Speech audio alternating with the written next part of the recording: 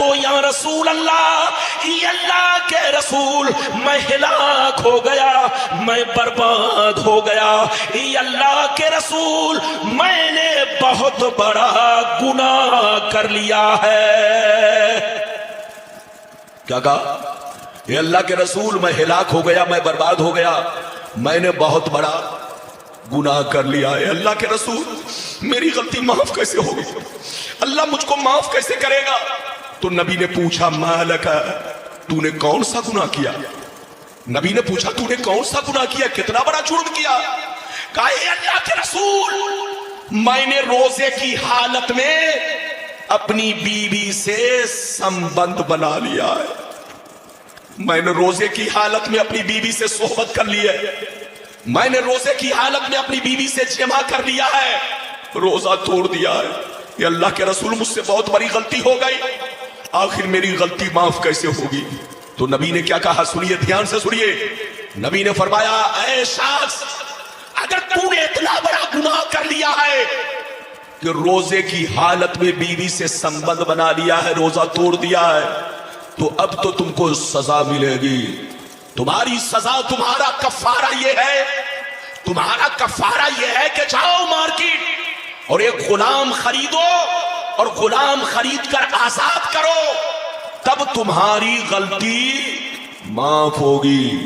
غور سے سنیے، جیسے وہ غلام کا نام سنے ساروں قطار رونے لگے، کہا اے اللہ کے رسول میں ڈیلی کماتا ہوں، ڈیلی کھاتا ہوں، مزدور آدمی ہوں، اے اللہ کے رسول میں مزدور آدمی ہوں، ڈیلی کماتا ہوں، ڈیلی کھاتا ہوں، میرے پاس اتنے پیسے نہیں کہ میں بازار سے غلام خرید کر آزاد کر سکوں۔ اے اللہ کے رسول کوئی دوسری صورت بیان کیا جائے۔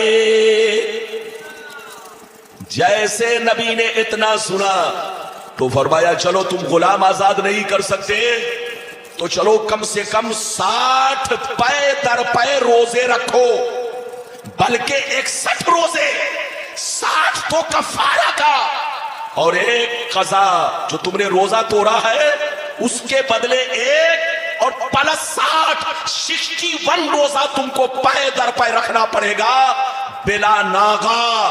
ایک روزہ توڑنے کی سزا 61 روزے ہے۔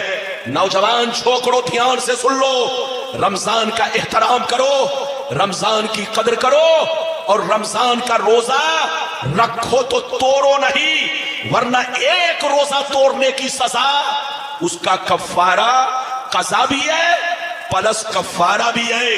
ایک روزہ کا قضا اور 60 کفارے کے، یعنی 61 روزے کنٹینیو رکھنا پڑے گا۔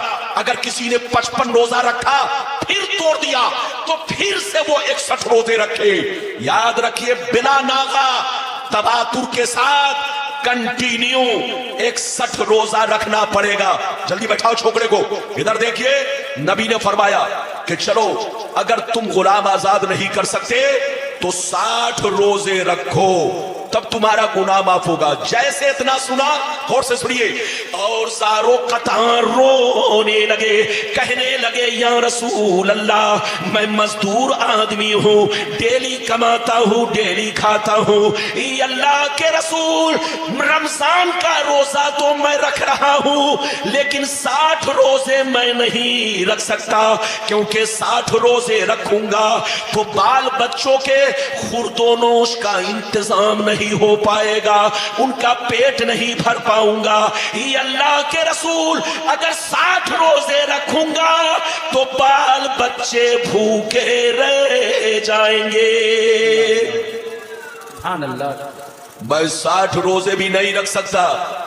نبی نے جب اتنا سنا، غور سے سنیے گا، بڑی شاندار حدیث ہے اور شاندار، ادھر دیکھیے، نبی نے جب اتنا سنا تو فرمایا کہ چلو تم 60 روزے نہیں رکھ سکتے تو تیسرا حکم یہ ہے کہ جاؤ مدینے کے 60 مسلمانوں کو، غریبوں کو، مسکینوں کو کھانا کھلاؤ، چاہے ایک دن میں 60 لوگوں کو کھانا کھلاؤ، چاہے 60 دن میں 60, अरे बोलो, चाहे 60 दिन में एक एक आदमी को पूरा करो, 60 खाना खिलाओ। और खाना भी कैसे? 2 वक्त का भरपेट, एक वक्त का नहीं। अगर जाओ तुम, अगर गुलाम आजाद नहीं कर सकते, 60 रोजे नहीं रख सकते, तो एक रोजा तोड़ने का कफारा 60 मिस्कीनों को बोलो खाना खिलाना। चाहे 60 को एक दिन पकड़ के खिलाओ, 2 वक्त का भरपेट खाना, चाहे एक को 60 दिन तक खिलाओ, दोनों मसला एक है, बात बराबर है। चाहे एक को 60 दिन खिलाओ, 2 वक्त का खाना, चाहे 60 को एक दिन खिलाओ, तब तुम्हारा गुनाह माफ होगा। इतना सुनना था, गौर से सुनिए, इतना सुनना था, कलेजा फट गया और ज़ारो कतार रोने लगे। इतना रोए कि दाढ़ी के बाल भीगने लगे। कहने लगे, या रसूल अल्लाह, मैं इतना गरीब आदमी हूँ, मजदूर आदमी हूँ, डेली कमाता हूँ, डेली खाता हूँ, बाल बच्चों का पेट पालना मुश्किल काम हो गया है। अल्लाह के रसूल, मेरे पास इतनी ताकत नहीं कि मैं 60 मिस्कीनों को खाना खिला सकूं। जैसे 60 मिस्कीन का नाम सुना, ध्यान से सुनिए, तो कहा, अल्लाह के रसूल, मैं 60 मिस्कीन को भी खाना नहीं खिला सकता।